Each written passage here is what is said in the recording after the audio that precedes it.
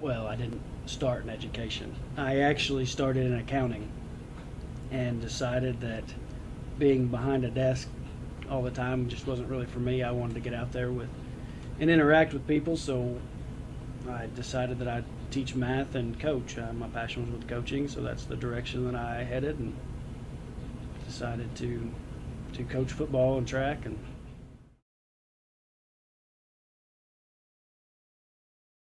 my high point of the teacher is just seeing that light bulb go off with the kids. When I was teaching math, I had several kids just come back to me and said they just got it.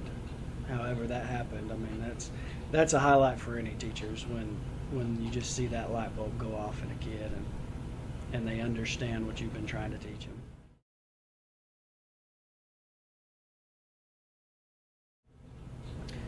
Well, that interaction with the kids. I mean, you go through your progression where you, as a principal, probably 50% of your time you're dealing with discipline, which is not always the funnest thing. And then once you get into my position, you don't really deal with the kids a whole lot. You're more with the staff and, your building. So getting that interaction, learning each kid, their personalities, I mean, you miss that as a superintendent. Just that's what I was just used to doing.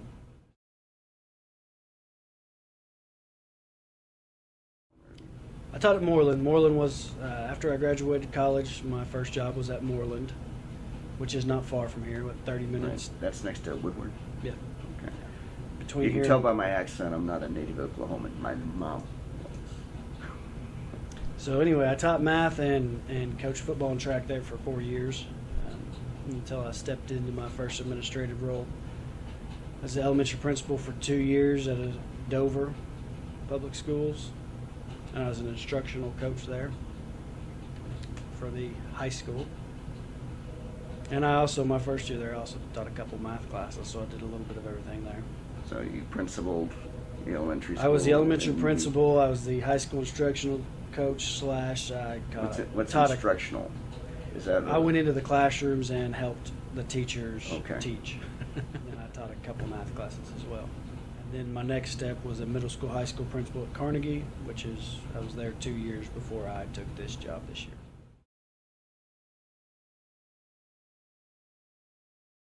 Well, I like the small town. I grew up in a small town. I like the small town feel. I like the people in this community have been real friendly and willing to help, and we've just been welcomed. So that has made us feel at home and made this transition an easy one for us.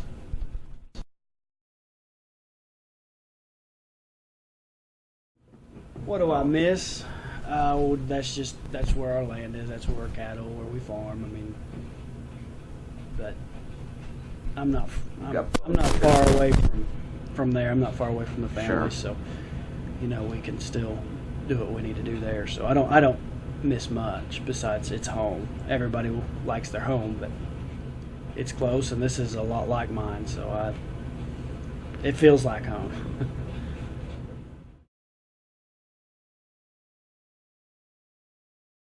What we're looking at doing is creating a new security entrance, one that'll, when you walk in the door, you'll walk into the principal's office instead of the cafeteria.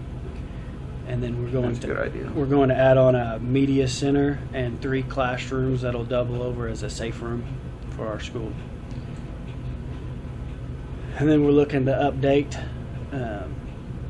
the restrooms. Safe rooms as in tornado, or safe rooms because of... Yes. You need safe rooms. Safe room. They will, yes, FEMA certified so that they can stand up to tornadoes. Yes. And then at our football field, we're going to update our restrooms and concession and field house all in one building. Been out there for some time. It needs to be. We definitely need some new restrooms out there. Well, with this bond, we're also looking at doing a new roof and HVAC, and that'll round out what we've got.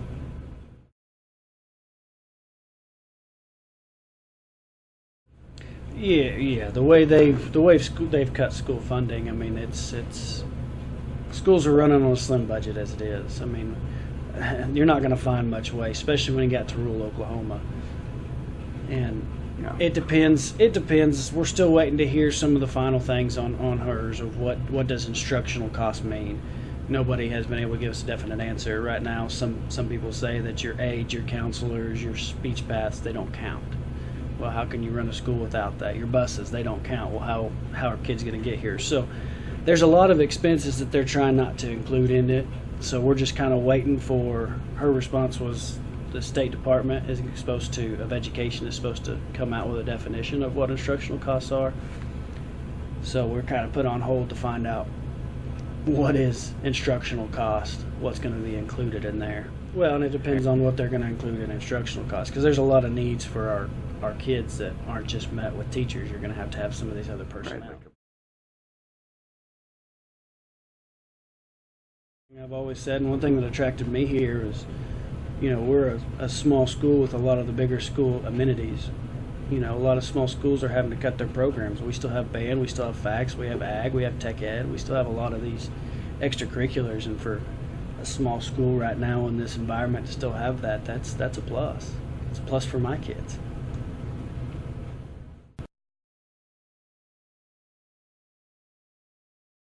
Sitting in the same seat leading this school and hopefully still doing great things.